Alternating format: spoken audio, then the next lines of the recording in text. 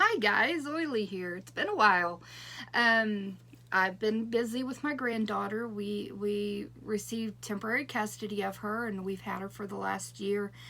And I tell you, it's been a blessing, but it's been a lot of work. So, she's back with her mom right now. So we're doing a trial period. So I'm a little bit freer to go check on other people's pages and post some vids and things like that. So with everything going on in the world, I think it's important to do that. So I missed y'all. Sorry, I've got the yawns today. I don't know why, but I missed y'all, and I'm just so thankful to the ones that have stuck around, those that have checked in on us, those that had helped us with that custody thing. There's a few people, and you know who you are, that helped send some financial help, and it was so greatly appreciated. Yeah, you have no idea. But today we're talking about an aspect of prepping that maybe a lot of people don't think about, and that is dental preparedness. Dental preparedness is one of those things you need to have some things on hand if you don't have access to a dentist. Now, this is not for anybody just to take in their own hands if they do have access to a dentist, okay? I'm not going to be pulling somebody's teeth out or whatever, putting in a filling or something like that when there's possibly major infection down there or too much damage to even save the tooth. I'm not going to be doing that. But if there should be a time when I don't have access to a dentist and somebody's really needing my help, I want to be able to help if I can. And I know you will be the same way too. And, like I said, excuse me, I have the yawns. And if you don't have the nerve or the guts for it, maybe somebody in your prepping group or in your area will, So just consider these things, have them on hand. Even if you can't use them or you don't feel comfortable using them, maybe there's somebody in your area that could. So you can't use it, or they can't use it if it's not on hand for you. So I got dental work done, so my face is a little swollen over on this side. This side's just fat, but this side's a little swollen, so just excuse it. So this is something I always have. Oh my goodness, I am so sorry. This is something I always have on hand. Is a few basic supplies, just because you know how it is. A tooth starts hurting or something like that, and it's never during the day, and it's never during the week whenever the dentist is open and you could possibly get in, or they're not in office, or they just have no way to get you in. So I always keep some things for pain on hand to at least ease that, So, or if a filling, I'm so sorry. Anyways, if a filling falls out, I keep some stuff I wash out with mouthwash and put a temporary filling in there till I can get to the dentist, just so it helps with that sensitivity. So those are some things to think about, even if you're not wanting to go full on this list. You can at least think of a few things like that. The full list that I have is definitely not an extensive list, but you can find it on my Facebook page that is by my same name, Oily's Humble Home. I will put a link in the description box below after I finished uploading this video. So you will have that, and you'll be able to go there. I just have it saved as a picture on there, shared as a picture, so you can just screenshot it on your phone. Or I don't know if you have that option on your computer, but you can do that.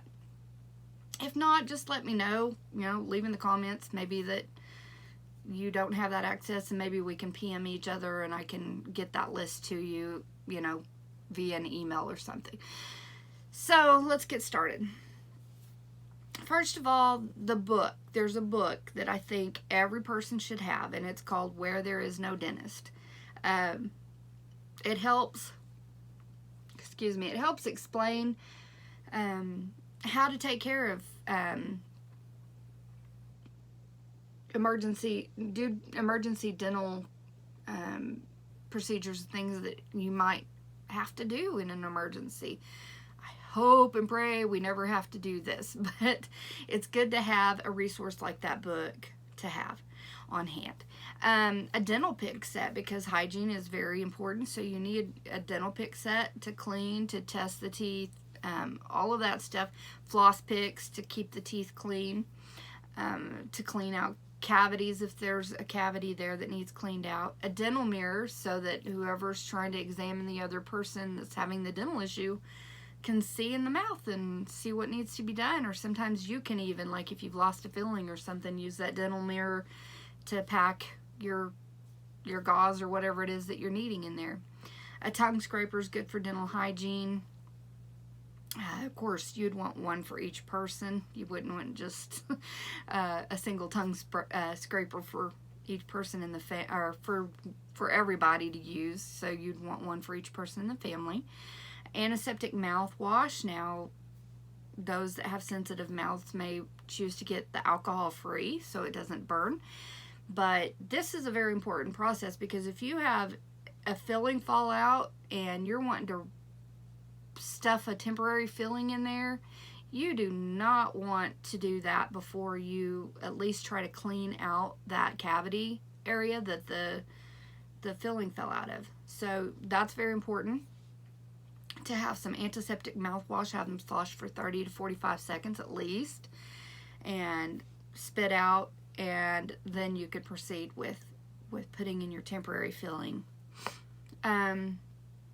Curved tweezers, they come in the Red Cross kit, which I'll show you in a minute, but if you don't get the Red Cross kit, well, you kind of see right here, see how they're curved?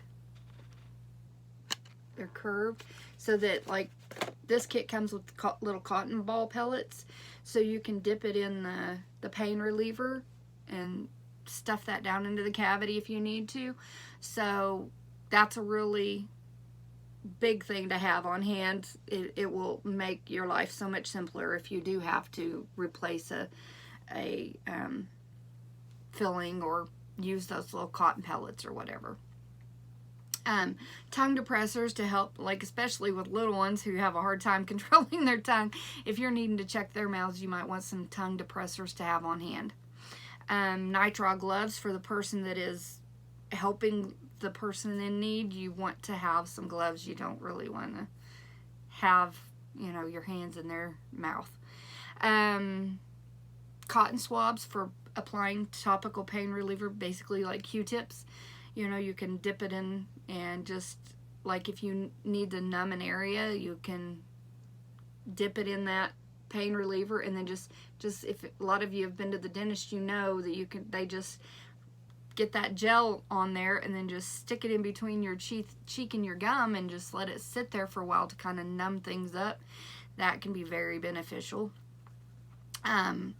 Masks for the person performing the dental care. Sterile packing gauze. If for some reason a tooth gets knocked out or a tooth does have to be pulled, you definitely want to have some sterile packing gauze. Wet it with some sterile water, which I did not get on this list, so that's something you really need to think about, is some little bottles of sterile water that you can just wet that gauze, roll it up tight, and have them bite down on it. That's very important. Hemostatic gauze. This is gauze that helps stop excessive oral bleeding. So say a tooth does have to be pulled or a tooth gets knocked out, maybe somebody's on blood thinners or something like that, or they have a clotting disorder, you need to have some hemostatic gauze to stop that excessive oral bleeding. And make sure you get the kind, I think there's different kinds, and one kind is for dental, so make sure you get that. Dental blocks. Now these are little blocks that basically just holds the mouth open, so that what if you are pulling a tooth or working on a cavity for somebody and they're in a lot of pain, sometimes an immediate reaction is they bite. So this just holds the mouth open and prevents somebody from biting. It also helps you to have access to that area. Irrigation syringes, which you can put some of that sterile water in. Some of them come with sterile water already in them. That's a good thing to have. Cotton pellets. This toothache Red Cross toothache kit has little cotton pellets, but in case you want more, you know, that's something to consider. Antibiotics or herbal equivalent. Now, most of the time, unless you're allergic to penicillin-based antibiotics typically do their job with dental infections, but you may want to have a few different types of antibiotics on hand. Of course, you know, you can't just go and buy antibiotics over the counter, but you can do fish mocks or things like that. So just check into equivalent fish antibiotics if you feel comfortable with having that. But this is like an end of the world as we know it, a Teotihuacan kind of a situation where if you need it, you want to have it on hand. Just remember, some antibiotics, they go bad quickly and they can actually turn toxic. Some are fine, they just kind of lose their potency. Others turn toxic. So do your research on that. I'm not going to go into all of that. Herbal equivalents, things like oregano. Thieves Essential Oil Blend is great because it has several different antibacterial properties in there. Those are all good things. Different natural herbs that maybe you can make your own tinctures or salves from to have on hand for things such as this. You do your research on that, but it's a good thing to consider.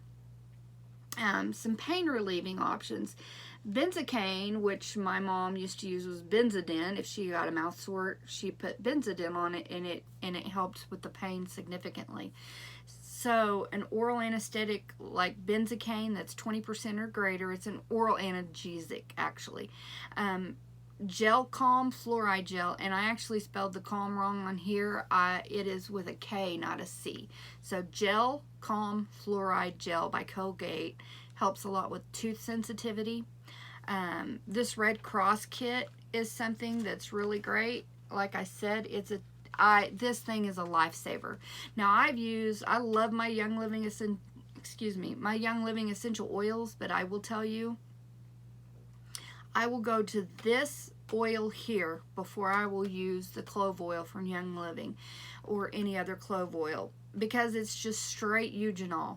Eugenol is from clove and some other plants, I believe, too, but eugenol is that pain relieving property, and let me tell you, this is amazing. I mean, it is excellent. I was hurting last night from the dental work I had done, and now remember, this is hot, so it's gonna kind of burn when you put it on the gums or whatever, but they recommend putting directly on the tooth. I put it on the gums and I let it burn for a while. That's just me. It's worth it to get the pain relief. So this little kit is awesome. I bought a 3-pack. It wasn't very expensive. It was like $13, $14 on Amazon. And so I have 3 brand new packs here. Plus the oil lasts for a long time. So even if you open the kit up, like I have one that's already open that I used last night. I didn't even open my new ones. So that works great. That's where those cotton swabs or those little cotton pellets come in handy. Let's see. Again, for pain, alcohol such as brandy or whiskey, etc. is great to slosh over the tooth that's hurting. Now, this is not going to fix the tooth, but it's going to help with the pain. So it's worth having. Use topically over an aching tooth and on the gums. And then if you want to swig, swig. If you're old enough to swig, swig. It helps with pain relief.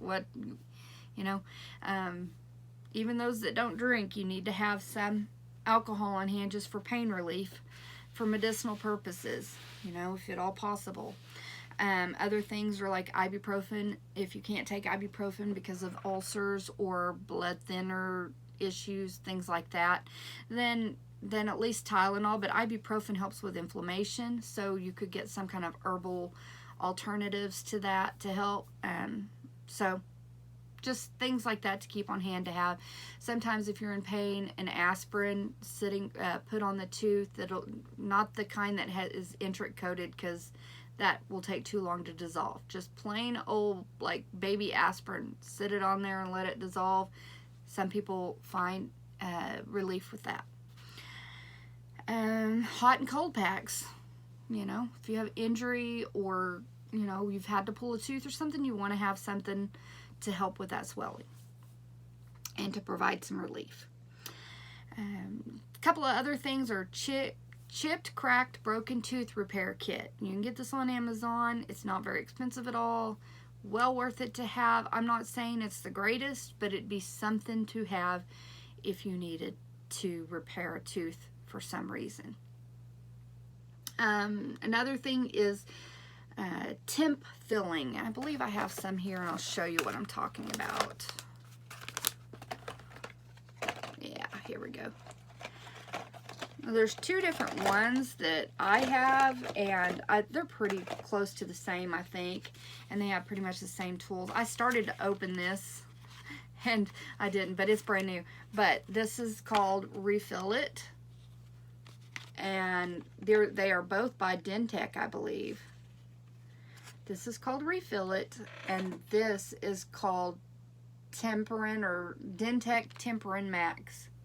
And they have a little tool in there that helps you pack that temporary filling down into the tooth. But make sure you use the antiseptic mouthwash before you do that, and clean, slosh out, clean out any like food particles or anything that might be down in that hole. A small little kit is called the Dental Medic. It has dental wax, temporary cavity filling mix, cotton pellets, cotton balls, dental floss, and toothpicks. So, I mean, this is a quick little option to have to get you started if you need to. But don't forget that Red Cross pain relief. I'm telling you, that stuff has saved us so many times. Dentures, for people who wear dentures, be thinking about them too. A denture repair kit, a denture reline kit, because, after a while, people's mouths change, the shape of their mouths shrink up, whatever, and if you can't go and get new dentures, you're going to have a way to repair what you have, or to make what you have work, so that is an option there. For the more advanced people, some of the things I'd already kind of touched on, dental extraction equipment, like forceps, tooth elevators, that just lifts up the tooth and kind of helps break the roots loose, from what I understand. Spoon excavators, and an absorption suture kit that's a 4-0 to a 5-0. You want something that if they're having major bleeding and you absolutely have to close that off, that you can, so that you're not having a major issue on your hands. So these are just some of my suggestions. I know that you're probably going to think of a million more, and I would love to know what they are. So if you could drop them in the comments below, or you can drop them in the comments over on my Facebook page, that'd be great. I love y'all. I thank you so much for being patient with me. I've missed y'all terribly, and I'm ready to interact again and just be a part of this great community. I've watched little bits at a time, but I haven't had a lot of opportunity to watch your videos, so I'm trying to play catch up. So if you've got videos that, especially prepping videos, that you think that I'd be information I'd need to know, please share it. Let me know. I want to know. And have no shame in your game. Share your channels down below and talk about what your channels are about, so that other people can get information from you and share information. That's what this is all about, is helping each other out, so that we're all in a better place if something major happens. All right, well, thank you so much for joining me. I love you all, and God bless. And this is Oily Prepper signing off. Bye.